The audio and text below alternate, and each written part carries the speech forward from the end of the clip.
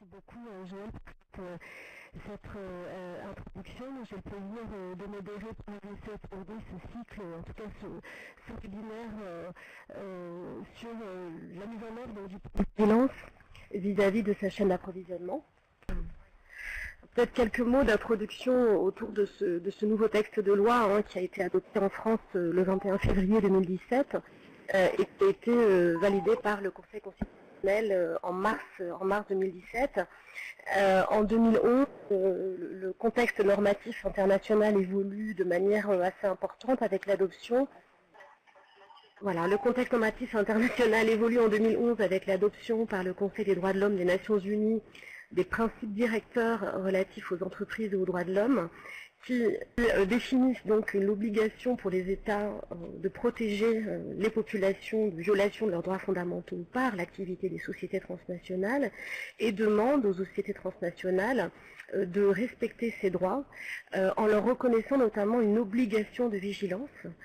Donc cette fameuse due diligence, donc on a traduit en français par obligation de vigilance, et ce sur l'ensemble de leurs relations d'affaires. Cet élément est extrêmement important puisque on reconnaît aux entreprises la nécessité de prévenir les violations des droits humains et les atteintes graves à l'environnement, quand bien même ça n'est pas avec des entités avec lesquelles elles ont un lien direct, capitalistique ou contractuel. Et ça commence à répondre aux enjeux que nos ONG et les syndicats documentaient en matière de violation des droits humains. À partir de ce texte international, une coalition assez inédite d'acteurs en France, composée de députés extrêmement engagés, d'ONG, dont le collectif Éthique sous l'étiquette, mais un grand nombre d'autres comme Amnesty International France, Sherpa, ActionAid France, les Amis de la Terre, la CFDT, la CGT, etc., mais aussi des experts, de nombreux juristes, de nombreux économistes ont souhaité que l'on puisse traduire cet engagement international dans la loi française en proposant un texte qui est un texte de prévention. Je pense que c'est extrêmement important de dire que, évidemment, l'objectif, l'esprit de la loi et son objectif final est bien de faire en sorte d'abord qu'elle essaime au niveau européen et international, et par ailleurs de prévenir les atteintes aux droits fondamentaux et à l'environnement, puisque le contentieux, si un jour il arrive, serait en fait simplement le constat que cette prévention n'a pas fonctionné. Donc après 5 ans de travail, cette loi sur le devoir de vigilance est adoptée par le Parlement en février 2017.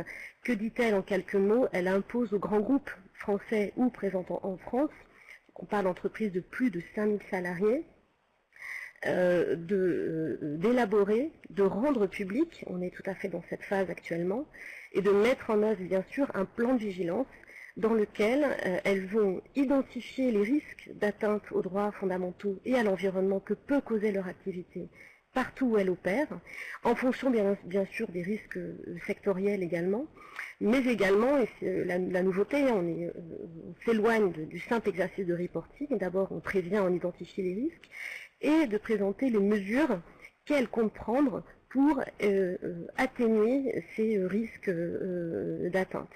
On est dans du droit dur, c'est une première au niveau mondial, disons, puisque le cas échéant, en cas de manquement à l'obligation de vigilance, un juge pourrait être saisi qui pourra engager la responsabilité de l'entreprise pour des dommages commis à l'international. Voilà un peu pour le contexte général.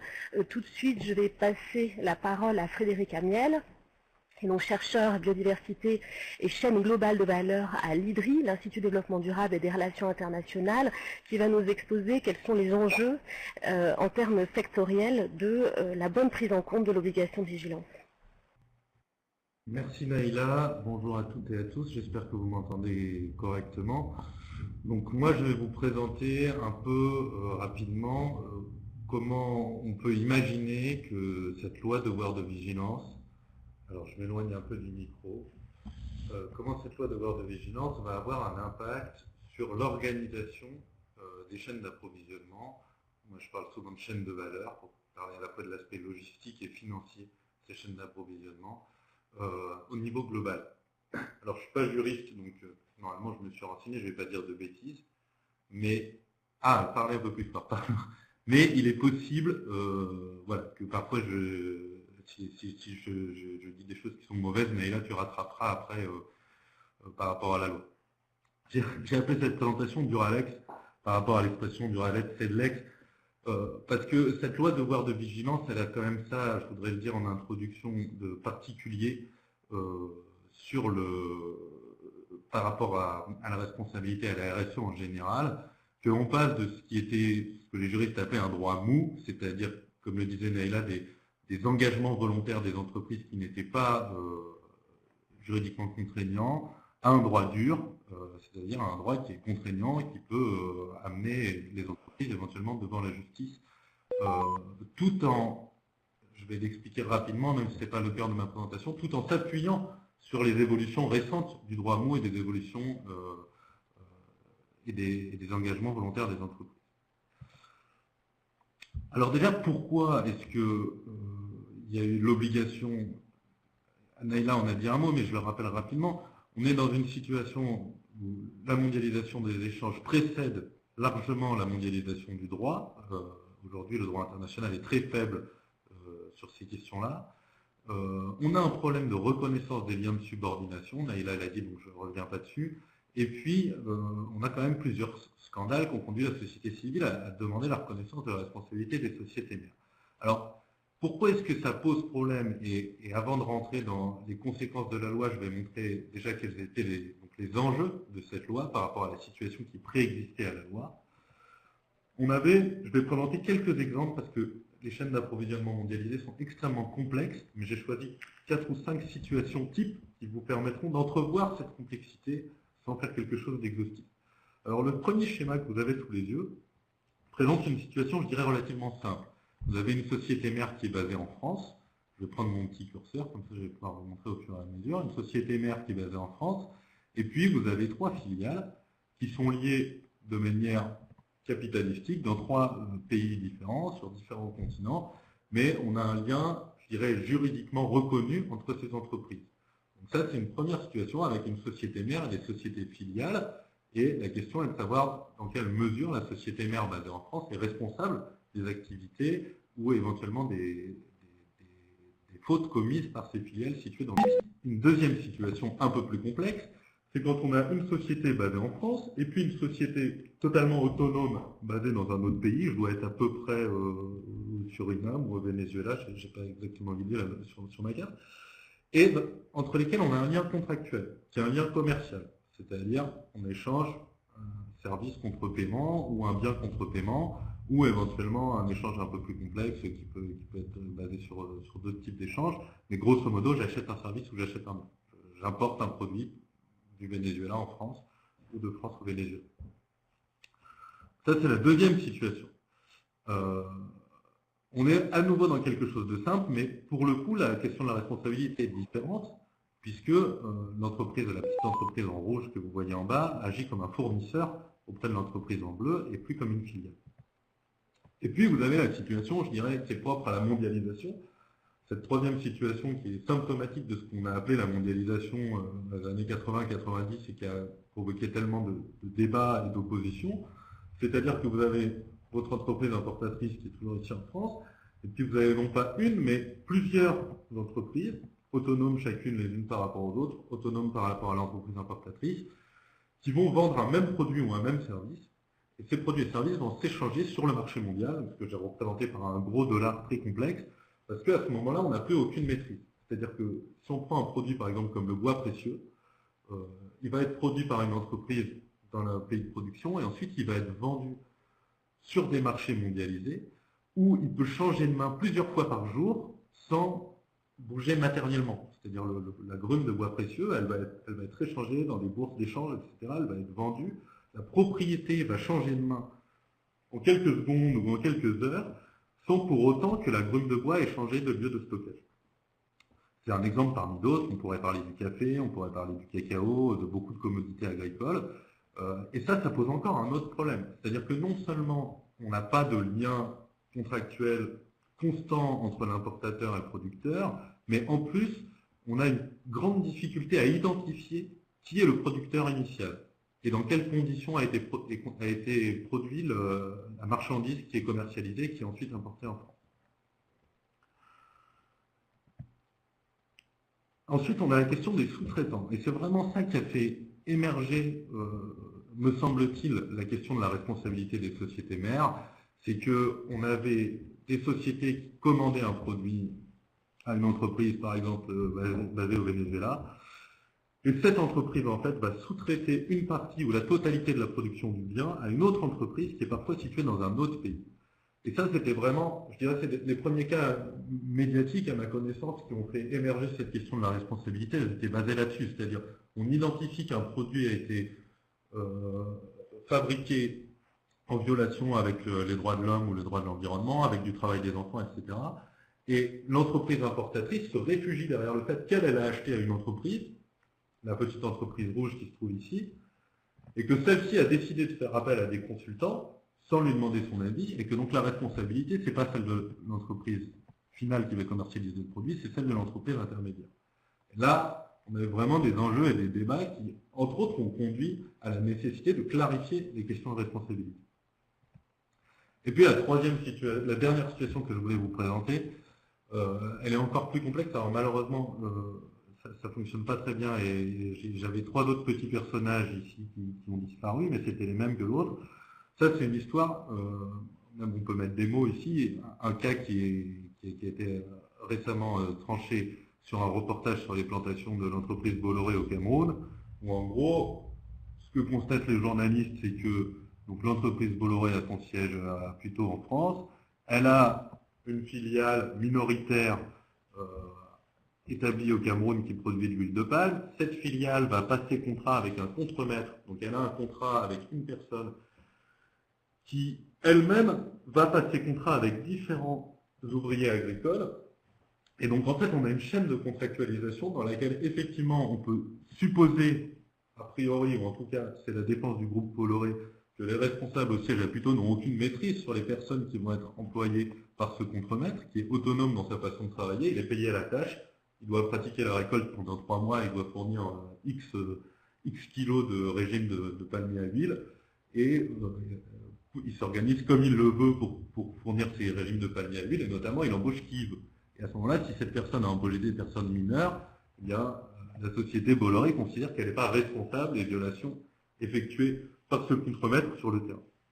Donc, bien sûr, ce renvoi de responsabilité, cette patate chaude que tout le monde se repasse, vous comprenez bien que, y compris maintenant que la loi devoir de vigilance est entrée en vigueur, elle continue à faire l'objet de débats, y compris juridiques, et les entreprises continuent à se défausser de leurs responsabilités en s'appuyant sur ces chaînes d'approvisionnement successives et sur la responsabilité des différents intermédiaires.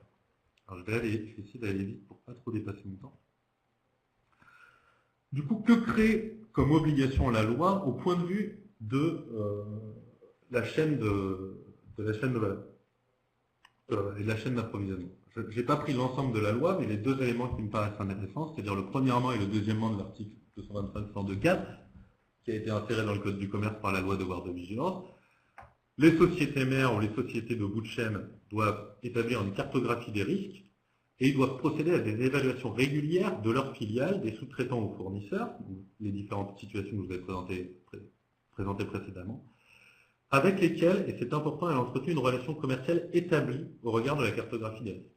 Ça, on y reviendra, la question de la relation établie est très importante parce que d'une certaine manière, elle va protéger ces entreprises de bout de chaîne, puisque le caractère établi de la relation qui vient notamment du droit commercial, etc., elle nécessite de démontrer que ce n'est pas une relation unique. Par exemple, quand je parlais tout à l'heure des marchés mondialisés, où on va acheter au plus offrant à un moment donné, mais on va acheter à un autre 2 mois plus tard et à un autre l'année d'après, si vous n'achetez pas régulièrement au même fournisseur, on pourrait vous défendre du fait que la relation n'est pas établie dans le temps et que donc les obligations de la loi de devoir de vigilance ne s'appliquent pas à vous, mais j'y reviendrai à la fin de cette présentation.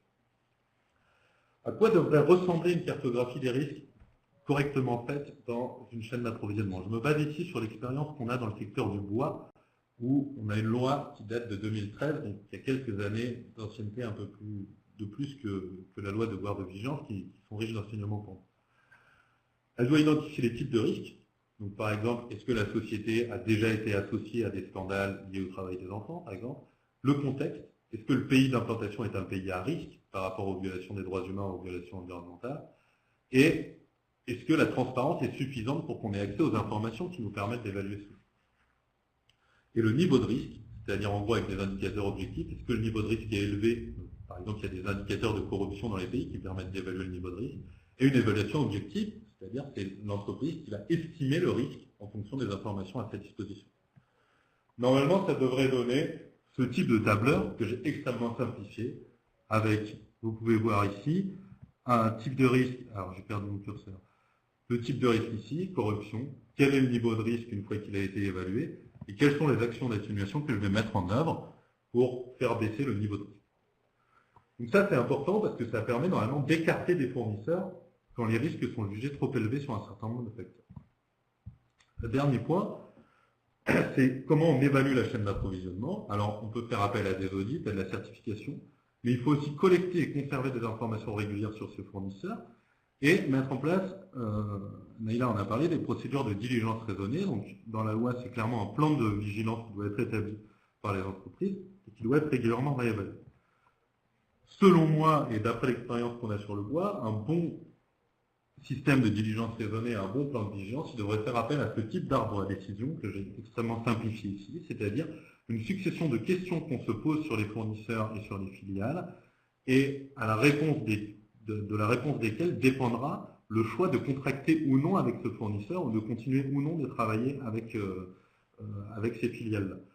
Et ce qui est important dans l'arbre de décision, c'est qu'on ne prend pas les questions isolément. L'ensemble des questions qui se posent par rapport au risque de violation des droits humains ou de destruction de l'environnement sont liées les unes aux autres à travers un système d'arbre à décision. Et si une seule de ces variables rencontre une réponse négative, ou positive en l'occurrence, ça dépend comment on pose la question, on doit renoncer à contracter. C'est-à-dire qu'il ne s'agit pas uniquement de cocher un maximum de cases, il s'agit de mettre en relation ces différents facteurs de risque au sein d'un arbre à décision pour s'assurer que tout défaut ou tout risque trop important dans la chaîne d'approvisionnement va aboutir à la décision de non-contractualisation avec le fournisseur. Donc vous voyez ici, on suit l'arbre à décision, et si on continue cet arbre à décision, on pourrait aboutir à deux types de réponses. Je vais contractualiser avec ce fournisseur ou je ne vais pas contractualiser avec ce fournisseur. Et bien entendu, à chaque fois qu'on n'arriverait pas à répondre positivement à des questions sur la sécurité des approvisionnements, on devrait conclure à la non-contractualisation. Ça nécessite donc pour les entreprises de bien connaître l'ensemble des acteurs de leur chaîne d'approvisionnement et pour garantir le respect des droits humains et de l'environnement. La question que ça pose, c'est qu'en est-il de l'obligation de transparence? Notamment parce que des recours doivent être prévus, c'est-à-dire qu'un tiers acteur ou une personne qui subit l'impact des activités des filiales ou des fournisseurs sur le terrain doit pouvoir déposer un recours contre la CMR. Et le problème, c'est que si on n'est pas transparent sur les filières d'approvisionnement, si on ne sait pas à qui une entreprise va vendre ses produits, il est difficile de remonter vers la personne qui est en responsabilité. Je me dépêche. Donc, en théorie, la loi devrait inciter à une meilleure intégration et une meilleure transparence des filières, mais ça repose sur un pari qui est que le marché va répercuter des exigences sociales et environnementales de l'aval vers l'amont de la chaîne. Et donc ça devrait obliger les sociétés mères à user de leur pouvoir, qui est important. C'est-à-dire qu'aujourd'hui, les sociétés mères ou les sociétés de l'aval de la chaîne d'approvisionnement, elles ont beaucoup de pouvoir par rapport aux autres. Et, comme disait Ben Parker, le grand pouvoir entraîne de grandes responsabilités, et c'est ces responsabilités aujourd'hui qu'on veut que ces sociétés reconnaissent et assument. Rapidement, les risques de contournement, je l'ai dit très vite. Premier risque de contournement, c'est de s'appuyer sur le caractère non établi des relations. Je le disais tout à l'heure, c'est-à-dire de dire je ne travaille pas suffisamment souvent avec cette entreprise pour que ma responsabilité soit engagée. Et ça, c'est vraiment la jurisprudence qui va devoir établir à partir de quel niveau on considère que les relations sont établies ou non, et ça va être un grand enjeu des prochaines années. Merci. Les risques de contournement, c'est-à-dire aujourd'hui on voit très bien comment ça se passe, c'est-à-dire que les grandes entreprises de plus de 5000 salariés qui sont soumises à la loi devoir de vigilance font peser sur des intermédiaires qui n'y sont pas soumises parce qu'elles sont plus petites, ces entreprises des PME ou des TPE qui font de la transformation, qui ont très peu de salariés. Et en fait, c'est sur elles qu'on va faire peser une exigence de performance. Alors bien sûr, ce n'est pas une obligation légale, mais c'est une exigence de performance très forte de la part notamment d'entreprises de distribution comme les grandes surfaces sur les fournisseurs, qui va renvoyer la charge logistique et financière de respect de la loi de devoir de vigilance vers des entreprises qui n'y sont pas soumises. Ce sera intéressant de voir par exemple comment chez Decathlon est-ce que vous gérez cette question-là, c'est-à-dire comment vous faites pour assumer la responsabilité de l'entreprise par rapport aux fournisseurs. Et puis le dernier risque de contournement, c'est chercher à faciliter le travail de diligence raisonnée, donc l'arbre à décision, en se cachant, entre guillemets, derrière des cabinets d'audit ou des labels. Pardon, j'ai écrit label, mais je voulais écrire label. Alors bien sûr, les audits et les labels font partie du système de diligence raisonnée, mais il faut faire attention qu'ils ne deviennent pas suffisants. C'est-à-dire qu'on ne peut pas renvoyer la responsabilité vers une tierce partie. C'est-à-dire, en gros, j'ai demandé à Veritas de vérifier que mon plan de diligence était respecté, donc j'ai fait tout ce qu'il fallait. Non, il faut que les entreprises internalisent la responsabilité qui est la leur et qu'elles internalisent le travail de diligence raisonnée et le travail de vigilance au sein des entreprises sans toujours faire appel à des éléments extérieurs qui sont dépendants économiquement des gens qui les payent, donc qui ne sont jamais aussi neutres qu'on le souhaite. Voilà, donc comme je disais tout à l'heure, vraiment l'importance de la jurisprudence qui va venir justement qualifier les différents types de contournements ou d'abus qu'il pourrait y avoir par rapport à la loi et qui vont permettre aussi d'identifier ce qu'il faut améliorer dans cette loi et la façon dont il faudra peut-être à l'avenir l'amender pour éviter qu'il y ait trop de failles ou trop de possibilités de contournement pour les entreprises aujourd'hui et notamment je pense à la question du caractère établi qui à mon avis devrait faire l'objet d'une réflexion et d'une attention particulière dans les prochaines années. Voilà, merci, désolé d'avoir un peu outrepassé mon temps de parole. Merci beaucoup Frédéric pour cette présentation très précise. Je pense qu'il y a vraiment un élément central, c'est le fait de rappeler à quel point la complexité, la structuration de l'activité économique contribue à rendre difficile la mise en œuvre de l'obligation de vigilance. Et puis le dernier aspect qui me semble central, c'est que effectivement, les labels, les audits ne doivent pas dédouaner l'entreprise d'une réflexion sur ses pratiques d'achat et son modèle économique qui doit évoluer pour permettre la conformité autour de que peuvent garantir ces labels. Mais je pense que c'est deux aspects extrêmement importants. Il y a une question qui a été adressée pour le moment, qui est de savoir quelle a été la réponse du législateur sur le cas Bolloré évoqué de déforestation liée à l'huile de palme au Cameroun. Et pour l'instant, c'est la seule question que j'ai de mon côté. Alors en fait, malheureusement, pour nous, dans le cas présent, la plainte de Bolloré portait pas sur le fondement de travail sur mineurs, etc., mais c'était une plainte en diffamation contre les journalistes. C'est-à-dire qu'en fait, l'entreprise Bolloré contestait le fait que cette personne travaillait dans son exploitation.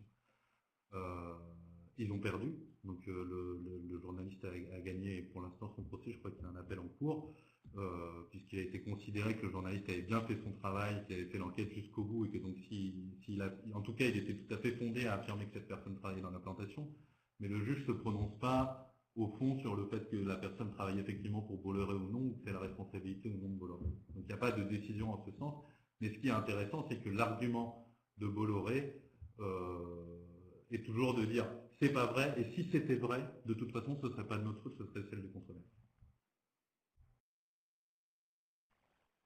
Très bien, merci beaucoup pour cette réponse. J'ai une autre question qui est, est-ce que l'on retrouve tous ces éléments dans le reporting extra-financier des entreprises?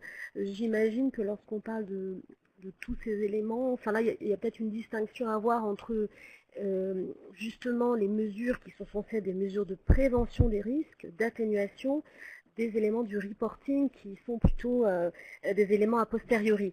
Mais bon, si Frédéric, peut-être tu vas apporter une réponse, donc retrouve-t-on tous ces éléments dans les reportings extra-financiers des entreprises? Alors, effectivement, la loi impose la publication des plans de vigilance, c'est-à-dire que les mesures qui sont prises par les entreprises dans le cadre du plan de vigilance doivent être publiées et elles sont dans le cadre de ces reportings extra-financiers, en tout cas, donc soit dans le cadre des rapports RSE, soit dans le cadre de rapports particuliers. Donc on commence à voir les premiers qui sont publiés. on peut jeter un coup d'œil dessus. C'est assez intéressant, notamment parce que c'est souvent très peu développé dans la partie publique. C'est-à-dire que souvent, ces plans de vigilance, ils renvoient à d'autres dispositifs internes, guides de bonne pratique interne, qui eux ne sont pas forcément publics, et donc du coup, on n'a pas accès à l'ensemble des informations. Et pour ceux que j'ai vus en tout cas, mais j'ai vraiment pas fait un travail systématique, je trouve qu'ils sont très légers aujourd'hui, les plans de vigilance qui sont publiés, et notamment ils ne contiennent pas le type d'arbre à décision que je vous ai présenté, les systèmes d'analyse de risque, en tout cas les modalités d'analyse de risque ne sont pas suffisamment détaillées, à mon sens, mais moi je suis un chercheur, j'ai toujours besoin de tout savoir, donc forcément je suis exigeant. Et donc c'est difficile de savoir si en interne il existe des documents suffisamment précis pour que les plans de vigilance soient efficaces. Pour reprendre le micro, c'est précisément les questions en effet auxquelles il serait intéressant que les entreprises répondent. Deux autres questions entre-temps, donc merci pour votre présentation. Vous avez précisé au début que la loi était contraignante et qu'un juge peut intervenir si l'entreprise ne se conforme pas en fait à cette loi. La question est comment le juge peut savoir ou non s'il y a conformité avec la loi. Est-ce qu'il y a un organisme censé suivre son application ? Et une autre question que j'en vois peut-être dans la foulée, il y a différents cas de figure liés à la relation établie avec un intermédiaire. Est-ce que vous pouvez détailler cet aspect des différentes acceptions de la relation établie? Alors, sur la première question, le juge, en fait, l'obligation, c'est celle d'avoir un plan de vigilance. C'est ça qui est intéressant. Je me suis pas, apparemment, il y a eu d'autres sessions dessus, donc je ne me suis pas repenché sur la loi, mais c'est ça la conformité. C'est est-ce que vous avez un plan de vigilance, est-ce que vous l'évaluez régulièrement? Comment est-ce que le juge peut être au courant? Il peut être saisi. En fait, ce qui se passe, c'est que quand on va constater une infraction, c'est-à-dire une ONG sur le terrain se rend compte que il y a des épandages sauvages de produits phytosanitaires dans les eaux potables, il va monter une procédure avec les habitants contre l'entreprise, et à ce moment-là, le juge ne va pas forcément statuer, surtout le juge français, il ne va pas forcément statuer sur le fait qu'il y a des épandages d'eau sauvage dans les rivières au Cameroun. En revanche, au cours de son instruction, il va vérifier qu'il existe un plan de vigilance, et s'il se rend compte qu'il n'existe pas de plan de vigilance, ou que ce plan de vigilance n'avait pas suffisamment posé de garde-fous pour éviter ce type d'épandage, là, l'entreprise pourrait être condamnée. Elle ne sera pas condamnée pour épandage, elle sera condamnée pour ne pas avoir tout mis en œuvre pour éviter que ses filiales réalisent des épandements sauvages dans un autre pays. J'espère que c'est clair. Sur la deuxième question, la relation établie, c'est de la jurisprudence de droit des affaires, donc c'est vraiment un truc de spécialiste, mais en gros, aujourd'hui, cette notion, elle est utilisée notamment dans le cadre de rachat de dettes, de faillite d'entreprise. C'est-à-dire qu'aujourd'hui, on considère qu'on ne doit de l'argent ou une partie des dettes quand on rachète une entreprise, qu'aux filiales dont la relation est établie, donc pas aux gens qui ont des contrats irréguliers avec l'entreprise. Et le caractère établi de la relation, il se caractérise par la régularité des échanges, d'une part, la durée de ces échanges et les montants de ces échanges, et un troisième aspect qui est l'augmentation du chiffre d'affaires concernant ces échanges. C'est-à-dire qu'on considère que si le chiffre d'affaires est plutôt en augmentation, en stabilisation dans les échanges, on est dans le cadre d'une relation établie. Mais tout ça reste à l'appréciation du juge. Il y a une jurisprudence de la Cour de cassation qui dit grosso modo ce que je viens de vous dire en plus détaillé, mais ça ne suffit pas comme jurisprudence pour régler l'ensemble des litiges qui pourraient apparaître aujourd'hui. Très bien, merci beaucoup pour ces explications. On pourra adresser à la suite du webinaire différents liens, en effet, soit de jurisprudence, soit qui caractérisent les termes et donnent justement ces définitions. Sur la question du contrôle, alors c'est une des faiblesses de la loi, il n'y a pas d'entité qui est chargée de contrôler la publication des plans déjà et sa mise en œuvre. Donc ça demeure aussi un élément à la charge, enfin obligation de vigilance de la société civile, mais ça fait partie des points sur lesquels on souhaite que cette loi évolue pour qu'il y ait un organisme lié, enfin, dépendant ou lié au gouvernement qui soit chargé de contrôler bien évidemment l'application de sa loi. Ça fait partie d'une de ses faiblesses. Merci encore Frédéric.